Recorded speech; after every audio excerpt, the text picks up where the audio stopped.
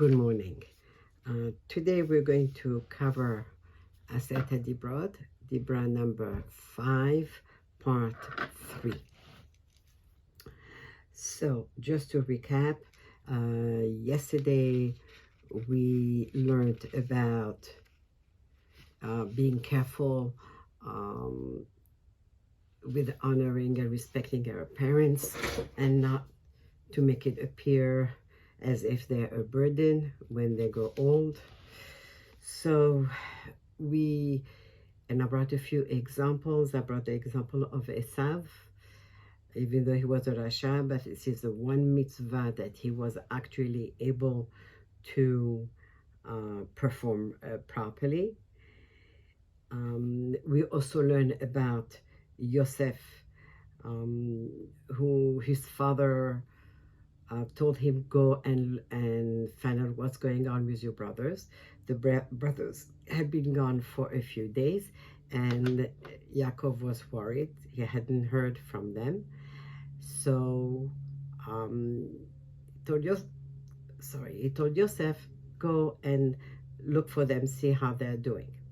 Now, Yosef had every right to refuse to go because he knew that he didn't get along with his brothers and they might make trouble.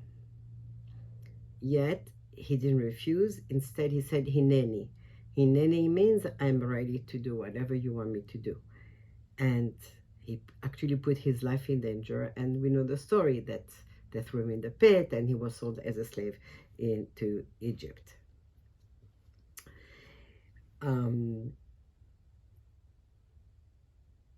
Hashem says there are three partners in a person. There's Hashem, the father, and the mother. So who gives which part to the child? So the father gives 5 portions, 5 parts to a child. Gives the bone, the nerve tissue, the brain, the fingernails, and the white of the eye. That's what each child get from the father. From the mother, the child also gets 5 parts, 5 portions: the skin, the flesh, the blood, the hair, and the pupil. Then Hashem gives 10 portions, 10 parts: the ruach, the spirit, the neshama, the soul, facial radiance, the look on the face of a person, the eyesight, the hearing, the speech, the walking ability, knowledge, da'at, bina, understanding, and the intellect, which is the sechel. So knowledge, da'at, is for understanding things that are said. There's a difference between da'at and bina. So da'at, we need that to understand just whatever people are saying, right? Bina is the understanding that indicates, it shows the ability of being able to distinguish or to tell the difference between things, between one concept from another, and to arrive at a conclusion. The intellect is the common sense, the sechel, that allows one to know what is happening and what will happen, what will be the consequences.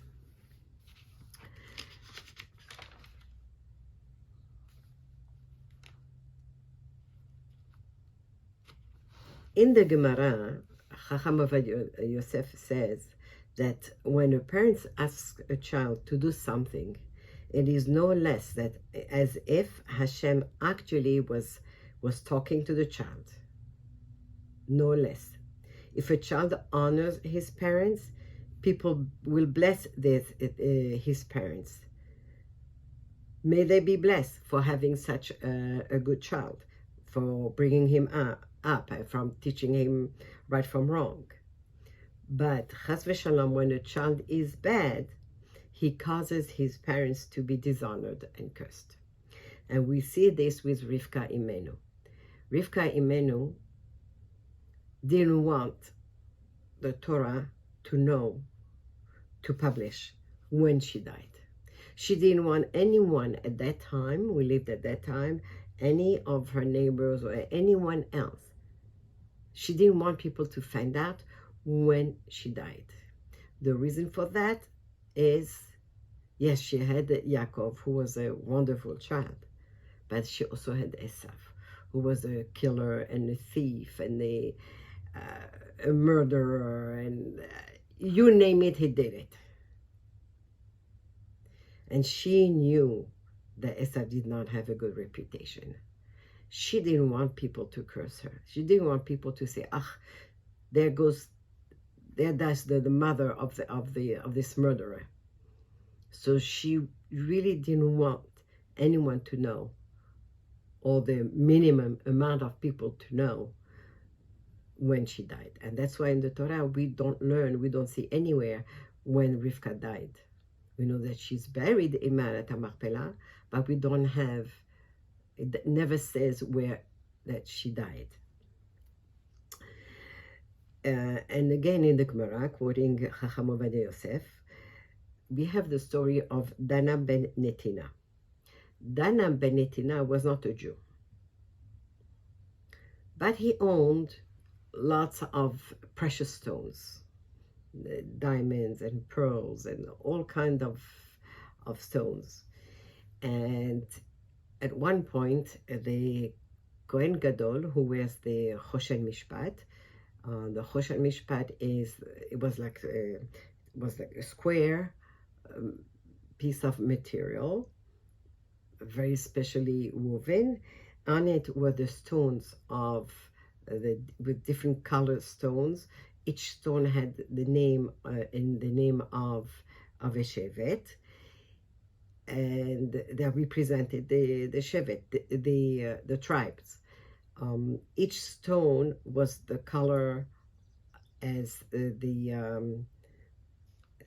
degel, as the flag of each shevet. Now it happened to be that the Kohen Gadol lost a stone, and the Kohen Gadol had to wear it every day when he was doing his service, his avodah in the Bet HaMikdash and in the Mishkan. So without this one stone, it was no good. He couldn't do his avodah. So quickly, Chachamim and Kohanim went around asking around, where can we find stone? They needed a very specific stone, and they were told this person, Dana ben Netina, he owns lots of stones. So when they went to Dana ben Netina and they told him, we need a stone from you, a certain stone, he said, I'm sorry, I can't sell it to you right now because my father is sleeping.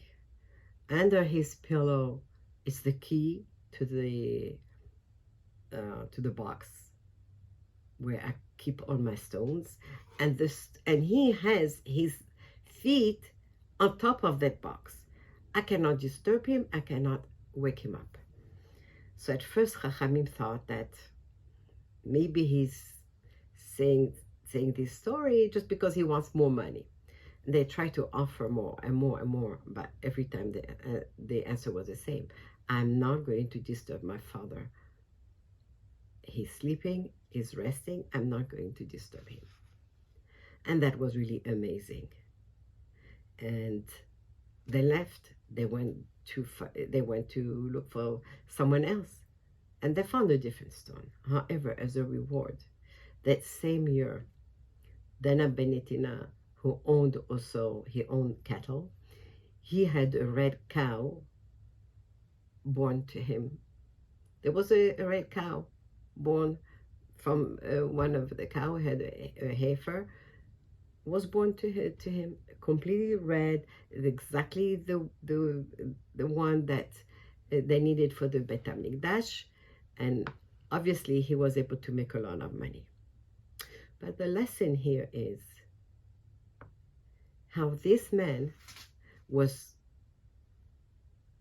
really ready to miss out on such a big deal, on so much money, as long as he did not disturb his father's sleep. That's how much he actually honored and respected his father. The Gemara also brings a story of Rabbi Dimi. Rabbi Dimi was one day he was sitting with the Roman aristocrats, men who were very important, and he was sitting and talking to them. He had his mother was old and she wasn't 100% mentally stable. She came into the room where they were. She went over to her son. She ripped his coat. She hit him on the head and she spit on his face. He didn't say a word.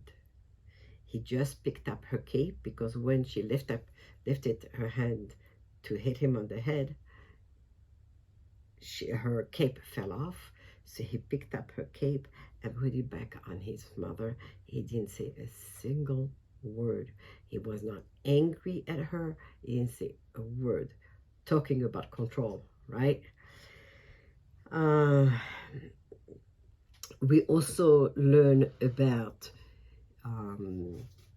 Rabbi Tarfon, that one day he went out for a walk. He took for a walk his mother, who was an old woman, and they were walking slowly on the street.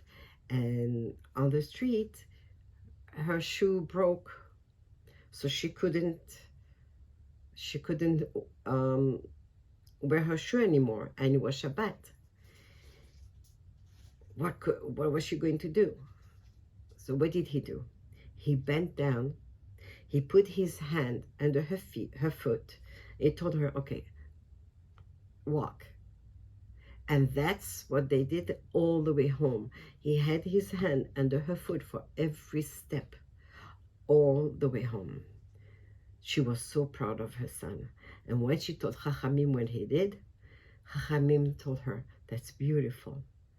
But even all this doesn't come close to what Esav did for his father. So you can imagine. We also know about Bathsheba. Bathsheba was the wife of David HaMelech, and her son Shlomo was the king after David HaMelech. And one day, I can't remember what it is, what he did. She felt that he deserved to be taught a lesson. She didn't want him to fall into bad habits. She took her slipper. I guess she must have been Moroccan. She took her slipper and she hit her son with it. And Shlomo didn't say a word, because he loved his mother and he knew she loved him too. And he just took whatever came to him gracefully and was not angry at his mother. We also learn from Gideon. Gideon was a judge. At that time, the enemies, Canaanim, Amorim, Amalekim, all different nations, Yevusim, they used to come and in groups, small groups, big groups, they used to come, steal the wheat from the field, or the grapes from the vineyards, or the animals that belonged to the Jews, to the point where the Jews really had barely any food left. And the Jews had to find ways how to defend themselves and how to protect their crops. So Gideon, he had an old father, and they decided to put the harvest from the wheat into the place where they usually store the grapes, and not put it in the granary. This way it would trick they would trick the enemies, and the enemies would not would look for the wheat only in the granary. So he told his father, you grind the flour, the wheat into flour, which is actually hard work. I will go and stand guard by the vineyard, the storage of the grapes. And so the obvious question is, what was the reasoning behind Gideon's suggestion? He gave the hard work to his father and decided to go and just stand guard. That looks easy, but no. Gideon knew that his father was old. So Gideon told his father, you grind the flour. Yes, it's hard work, but that is better than standing guard. Because if the enemies come, I am young, I can fight them off. With you, they might hurt you, and who knows what they might do to you. So we see that, yes, he gave a hard work to his father, but at the same time, he was actually saving his father's life.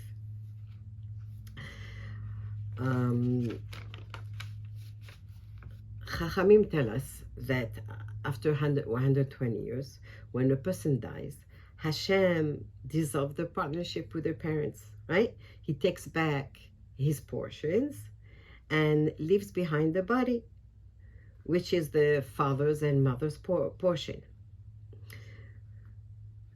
And Rabbi Yehuda Nasi means the prince. Rabbi Yehuda lived at the time of the Romans,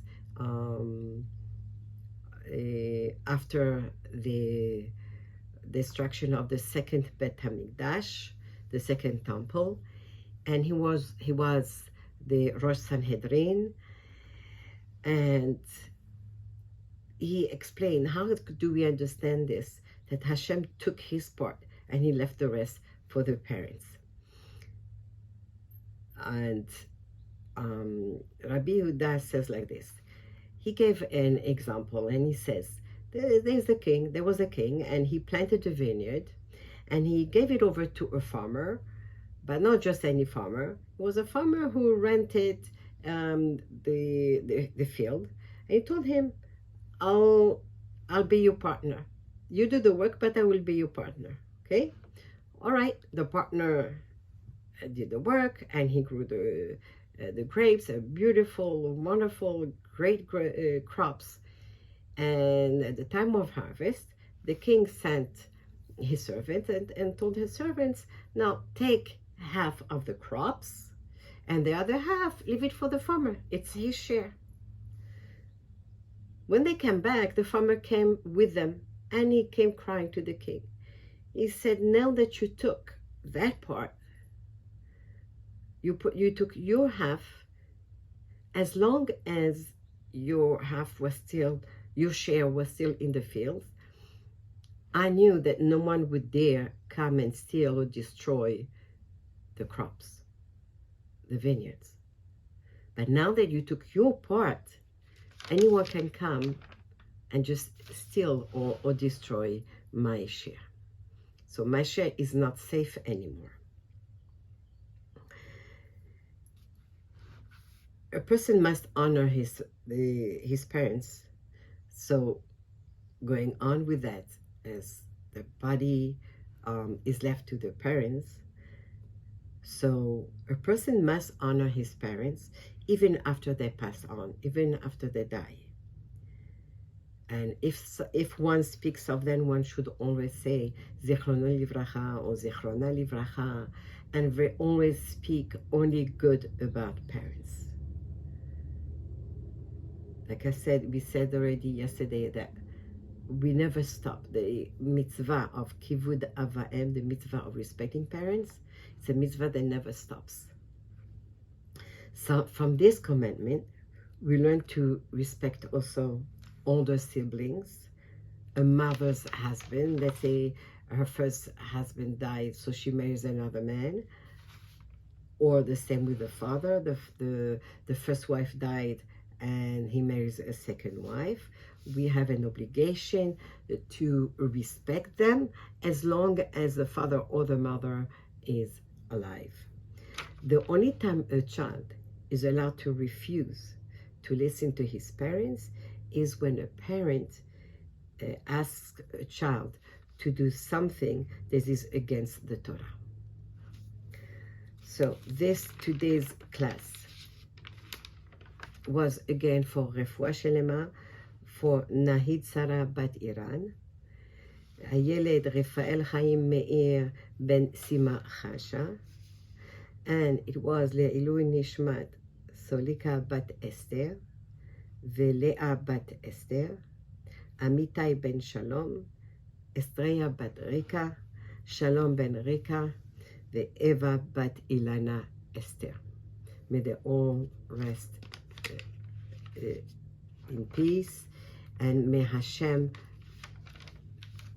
help us to fulfill this mitzvah of kivud avayim properly to its fullest, and in the zechut of this learning, may Hashem bless us all with beracha, hatzlacha, beriut, shalom, simcha, parnasa tova, nachat, and zivugim.